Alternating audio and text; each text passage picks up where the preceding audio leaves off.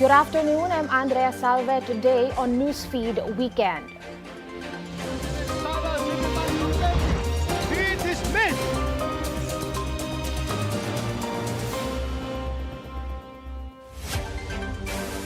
The Senate as an impeachment court is tasked to hear the case against Vice President Sara Duterte, but the SC has already struck it down, and it seems that a number of senators aren't entirely on the same page. Hannity has the details. At least 10 senators say they will follow or respect the Supreme Court ruling, whether firmly or cautiously. But 2 senators openly call for the Senate to move forward with the impeachment trial, even if it means defying the High Court. In its unanimous ruling, the SC said the impeachment against Vice President Sara Duterte violated the one-year bar rule and the right to due process. The case stemmed from 4 impeachment complaints against the VP. 3 were filed by private individuals and organizations in December 2024, while the 4th was a House-initiated resolution filed on February 5 this year, the same day it was transmitted to the Senate. The court clarified that the first 3, despite not being formally voted on, were still initiated and therefore triggered the one-year bar rule when they were archived on February 5. This means no new impeachment complaint against Duterte can be filed until February 6, 2026. Former Supreme Court Justice Adolfo Ascuna said in an on-point interview on Bilyonaryo News Channel that he agrees to the decision. Because they were supposed to be referred to a committee within 10 days. That is mandatory. The Constitution says shall be referred to a committee in 10 session days. Therefore, the non-deliberate, non-referral to a committee does not stop it from being considered initiated. Senate President Pro Tempore Jinggoy Estrada said the Senate should abide by the ruling when session opens. He adds, holding public officials accountable must be grounded in legality and due process. He is the eldest son of impeached former President Joseph Estrada. Senator Mig Zubiri shares the same sentiment and warns that pushing through with the trial could trigger a constitutional crisis. Defying the ruling would undermine judicial review and destabilize government. And even if there are questions about how the court interpreted the impeachment, Senator Ping Lacson also said the Senate must comply with the decision. Other senators took a neutral or cautious stance, not defying the court but not ruling out further action either. Senator Erwin Tulfo said he respects the court's ruling, but insists the Senate has the sole power to try impeachment cases. The matter will be discussed when session resumes next week.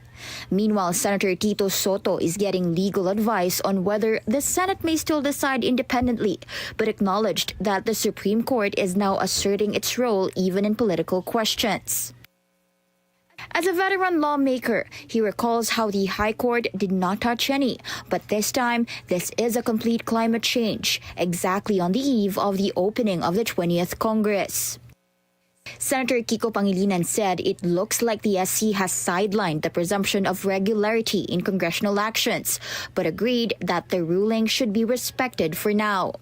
Senator Joel Villanueva meanwhile reminded that the Senate remains committed to following the Constitution and proper procedure. But 2 senators have made it clear they want the trial to proceed. The ruling is disappointing for known opposition Senator Risa Ontiveros. She says the Supreme Court misread its own precedents and set up unnecessary barriers to impeachment, and that the decision could make it harder to hold top officials accountable. Senator Bam Aquino is calling for a caucus to decide whether the chamber will stand its ground. He's firm that the Senate has a constitutional duty to push through. Naniniwala ako na dapat matuloy yung impeachment trial. Yung mandato, tungkulin at kapangyarihan na nakasaad sa saligang batas ay nasa Senado at walang iba. Handa na kaming dinggin ang lahat ng ebidensya para makapagdesisyon ng patas bilang mga hukom, kaya dapat ituloy na yung impeachment trial. Others are ready to move on.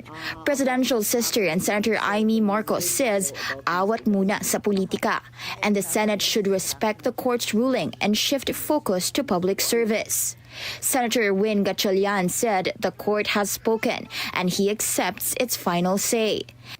And finally, Senator Bato de la Rosa, who earlier moved to dismiss the complaint, said the ruling confirms what he believed from the start. He credits his stance and the court's decision to divine intervention. The lines are clear. 10 senators have said they will follow or respect the SC, at least for now. And with the opening of the 20th Congress next week, the Senate must decide whether to follow the court or assert its constitutional role. Hannah Tia, Billionario News Channel. As the much-talked-about boxing challenge between Davao City Vice Mayor Baste Duterte and PNP Chief General Nicolas Torre III draws near, preparations are underway.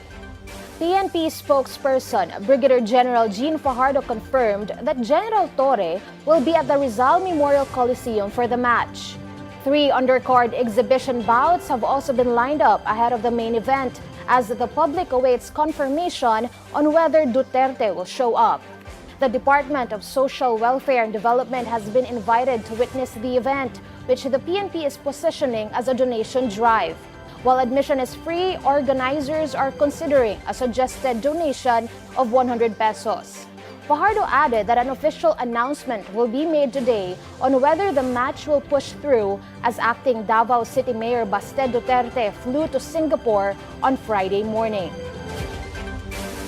And those are the news this hour. I'm Andrea Salve. Stay tuned with the Billionario News Channel. Good afternoon.